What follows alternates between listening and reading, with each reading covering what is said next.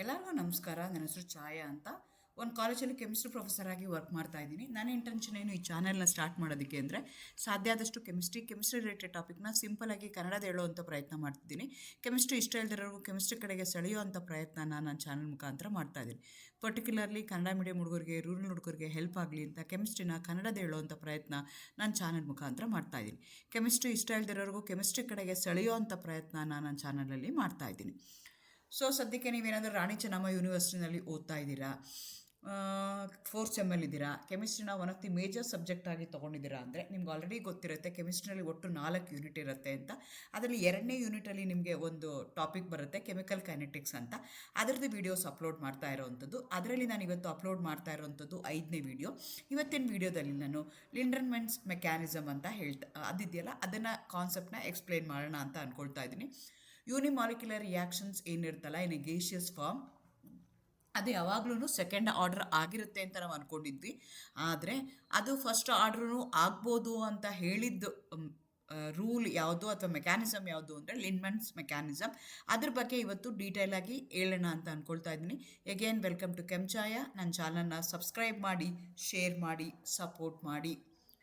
ಈ Lindemann mechanism explains how unimolecular reaction actually proceed through 2-step process. ನಮಗೆ ಈ mechanism ಏನು ಹೇಳುತ್ತೆ ಅಂದರೆ ಯೂನಿಮಾಲಿಕ್ಯುಲರ್ ರಿಯಾಕ್ಷನ್ ಅಂದರೆ the rate of the reaction depends on only one of the reactants. ಅಂಥದಕ್ಕೆ ನಾವೇನಂತ ಕರಿತೀವಿ, ಯೂನಿಮಾಲಿಕ್ಯುಲರ್ ರಿಯಾಕ್ಷನ್ ಅಂತ ಹೇಳ್ತೀವಿ. ಆ ಯೂನಿಮಾಲಿಕ್ಯುಲರ್ ರಿಯಾಕ್ಷನ್ಸ್ ಯಾವುದಿರ್ತಾವಲ್ಲ ಅವು ಒಂದೇ ಸ್ಟೆಪ್ಪಲ್ಲಿ ಆಗುತ್ತೆ ಅಂತ ಅಂದ್ಕೊಂಡಿದ್ರು. ಆದರೆ ಈ ಮೆಕ್ಯಾನಿಸಮ್ ಏನು ಹೇಳುತ್ತೆ, it can also proceed through 2-step process ಅನ್ನೋದನ್ನು ಹೇಳುತ್ತೆ. First the molecule is energised by collision bimolecular step, then activated molecule either decomposes or deactivates. ಇದು ಏನಾಗುತ್ತೆ ಅಂದರೆ ಇದುವರೆಗೂ ಅವ್ರು ಏನು ಅಂದ್ಕೊಂಡಿದ್ರು, ಯೂನಿಮಾಲಿಕ್ಯುಲರ್ ರಿಯಾಕ್ಷನ್ ಅಂದರೆ ಈಗ ಎ ಇದೆ, A going to give product B ಇದೆ ಅಂತ ಇಟ್ಕೊಳ್ಳೋಣ. ಅವಾಗ ಅವ್ರು ಏನು ಅಂದ್ಕೊಂಡಿದ್ರು ಅಂದರೆ the reactant only one reactant ಇದೆ, ಹಾಗಾಗಿ ಈ ಸ್ಟೆಪ್ಪು ಪ್ರಾಡಕ್ಟ್ ಫಾರ್ಮೇಷನ್ ಆಗ್ತಾ ಇರೋದು ಒಂದೇ ಸ್ಟೆಪ್ಪಲ್ಲಿ ಆಗುತ್ತೆ ಅಂತ ಅಂದ್ಕೊಂಡಿದ್ರು. ಆದರೆ ಈ ಮೆಕ್ಯಾನಿಸಮ್ ಏನು ಹೇಳ್ತಾ ಇದೆ ಅಂದರೆ even though it's A unimolecular reaction, it can also proceed through 2 steps ಅನ್ನೋದನ್ನು ಇದು ಹೇಳ್ತಾ ಇದೆ. ಮೊದಲನೇ ಸ್ಟೆಪ್ಪಲ್ಲಿ ಏನಾಗುತ್ತೆ ಅಂದರೆ ನಿಮ್ಮದು ರಿಯಾಕ್ಟೆಂಟ್ ಯಾವುದಿರುತ್ತಲ್ಲ ಆ ರಿಯಾಕ್ಟೆಂಟ್ ಏನಾಗುತ್ತೆ, ಎನರ್ಜೈಸ್ ಆಗುತ್ತೆ ಬೈ ಕೊಲ್ಯೂಷನ್. ಆ ಎನರ್ಜೈಸ್ಡ್ ಆಗಿರೋ ಅಂಥ ಮಾಲಿಕ್ಯೂಲ್ ಏನು ಮಾಡುತ್ತೆ, ಆ್ಯಕ್ಟಿವೇಟೆಡ್ ಮಾಲಿಕ್ಯೂಲ್ನ ಮಾಡಿ ಆಮೇಲೆ ಅದೇನಾಗುತ್ತೆ ಡಿಕಂಪೋಸು ಅಥವಾ ಡಿಆಕ್ಟಿವೇಟ್ ಆಗುತ್ತೆ ಅಂತ ಹೇಳುತ್ತೆ. This model shows why such reaction can shift between second order and first order kinetics depend on pressure. But ಈ reactions it also depends upon pressure. High pressure ಇದ್ದಾಗ ಒಂಥರ ಬಿಹೇವ್ ಮಾಡ್ತವೆ, ಲೋ ಪ್ರೆಷರ್ ಇದ್ದಾಗ ಒಂಥರ behave ಮಾಡ್ತಾರೆ. ಇದನ್ನು ಲಿಂಡ್ಮನ್ ಅನ್ನೋನು first 1921 propose ಮಾಡಿದ್ರೆ, ಆಮೇಲೆ ಅದನ್ನು ಹಿನ್ಶೆಲ್ ವುಡ್ ಅನ್ನೋನು ಅದನ್ನು ರಿಫೈನ್ ಮಾಡ್ದ. ಪರ್ಪಸ್ ಏನು ಅಂದರೆ to explain the gas phase unimolecular reaction. For example decomposition ಇರ್ಬೋದು, ಐಸೋಮರೈಸೇಷನ್ ರಿಯಾಕ್ಷನ್ ಇರ್ಬೋದು, unimolecular reaction which are in gaseous state ಅಂಥದಕ್ಕೆ ಅದರದ್ದು ರೇಟ್ ಆಫ್ ರಿಯಾಕ್ಷನ್ ಎಕ್ಸ್ಪ್ಲೈನ್ ಮಾಡೋದಕ್ಕೆ ಇರೋವಂಥ ರೂಲ್ ಅಥವಾ ಇರೋವಂಥ ಮೆಕ್ಯಾನಿಸಮ್ಗೆ ನಾವು ಲಿಂಡ್ಮನ್ ಮೆಕ್ಯಾನಿಸಮ್ ಅಂತ ಹೇಳ್ತೀವಿ. Molecule first B activated by collusion before it react. ಅದು ರಿಯಾಕ್ಟ್ ಮಾಡೋಕ್ಕಿಂತ ಮುಂಚೆ because of the collusion theory collide ಆಗಿಬಿಟ್ಟು ಏನು ಮಾಡುತ್ತೆ, ಹೈಲಿ ಎನರ್ಜೆಟಿಕ್ ಆಗುತ್ತೆ. ಅದನ್ನು ಇಲ್ಲಿ ಎಕ್ಸ್ಪ್ಲೈನ್ ಮಾಡ್ತಾ ಹೋಗುತ್ತೆ. ಅದಕ್ಕಿಂತ ಮುಂಚೆ ನಮಗೆ ಯೂನಿಮಾಲಿಕ್ಯುಲರ್ ರಿಯಾಕ್ಷನ್ಸ್ ಅಂದರೆ ಏನು ಅಂತ ಗೊತ್ತಿರಬೇಕು. ನಾನು ಹೇಳ್ದಂಗೆ ಡಿಕಂಪೋಸಿಷನ್ ಇರ್ಬೋದು, ಐಸೋಮರೈಸೇಷನ್ ಇರ್ಬೋದು, ಇವೆಲ್ಲನೂ ಯಾವುದಕ್ಕೆ ಎಕ್ಸಾಂಪಲ್ ಅಂದರೆ unimolecular reaction. For example when you consider the cyclopropane is highly strained molecule, it easily undergoes ring opening reaction to form isomer of that particular molecule. Isomer andrenu molecular formula same ಇರುತ್ತೆ, structure ಬೇರೆ ಇದ್ದರೆ ಅಂಥದನ್ನು isomers ಅಂತ ಕರಿತೀವಿ. ಸೈಕ್ಲೋಪ್ರೋಪೇನು ಮತ್ತು ಈ ಇಥೀನ್ ಏನು ತೊಗೊಂಡಿದ್ದೀವಲ್ಲ ಇದು ಏನಾಗ್ತಿದೆ, ಐಸೋಮರ್ಸ್ ಆಗ್ತಾ ಇದೆ. They going to have same number of carbon and hydrogen atom, but they going to have different structure in them. ಅದಕ್ಕೋಸ್ಕರ ಅದನ್ನು ಐಸೋಮರ್ಸ್ ಅಂತ ಕರೀತಾರೆ. ಈ ರಿಯಾಕ್ಷನ್ಗೆ ಐಸೋಮರೈಸೇಷನ್ ಅಂತ ಕರೀತಾರೆ.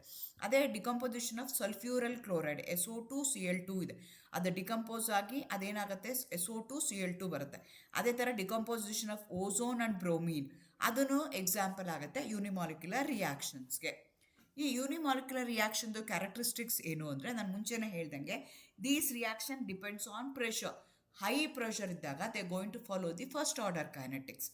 If they have the low pressure they going to follow the second order kinetics. The experimental rate of the reaction depends upon the concentration of the reactant. So ಯಾವುದ್ರದ್ದು ಅಂದರೆ ಏನಾಗುತ್ತೆ, ಹೈ ಪ್ರೆಷರಲ್ಲಿ ಅದರದ್ದು ರೇಟ್ ಆಫ್ ರಿಯಾಕ್ಷನ್ ಬೇರೆ ಆಗುತ್ತೆ, ಅದರದ್ದು kinetics ಬೇರೆ ಆಗುತ್ತೆ. Low ಪ್ರೆಷರಲ್ಲಿ ಅದರದ್ದು ಕೈನೆಟಿಕ್ಸು ಬೇರೆ ಆಗುತ್ತೆ. ಸೊ ಇದು ಮೆಕ್ಯಾನಿಸಮ್ನ ಎಕ್ಸ್ಪ್ಲೈನ್ ಮಾಡಬೇಕು ಅಂದರೆ it takes place in 2 step. The reaction is broken down into a bimolecular activation deactivation step and a unimolecular decomposition step.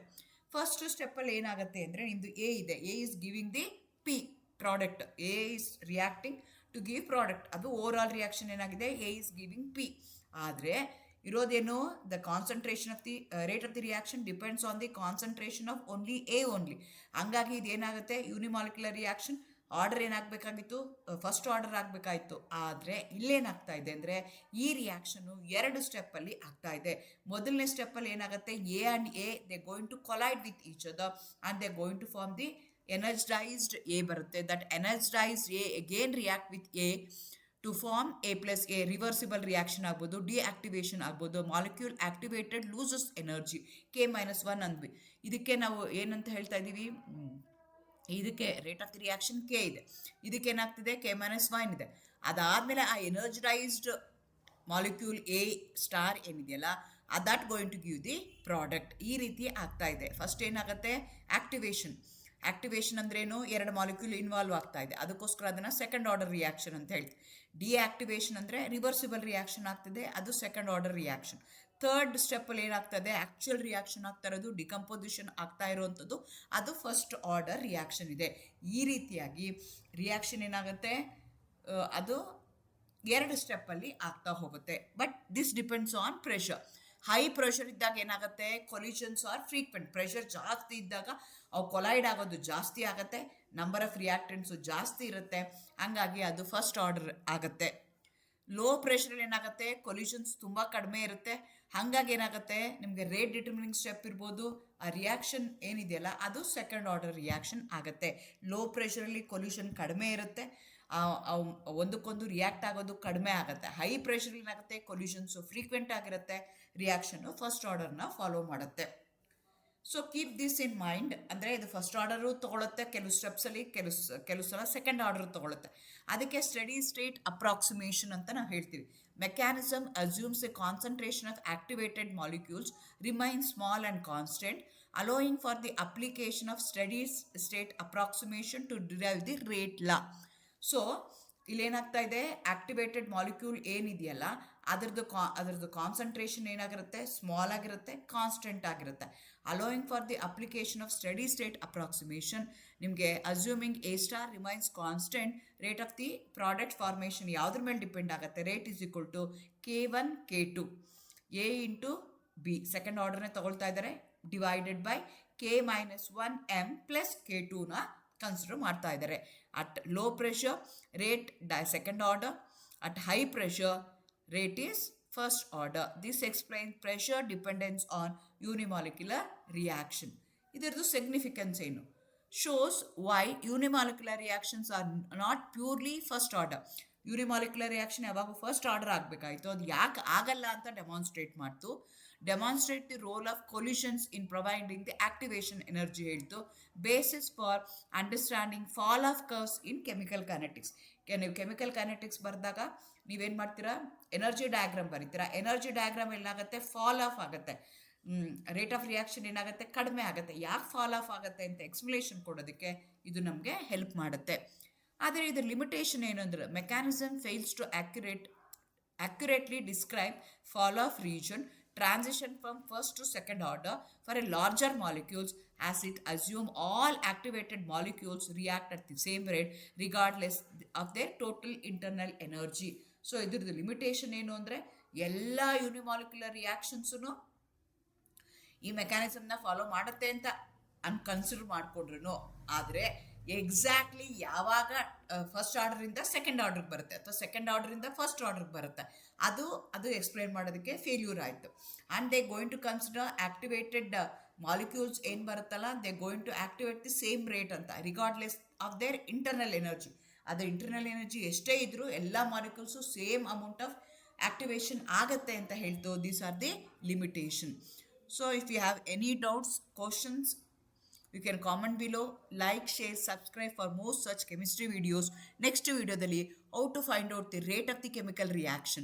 There are two different experimental procedures are there according to your syllabus that we will discuss in the next video. Thank you. Good luck.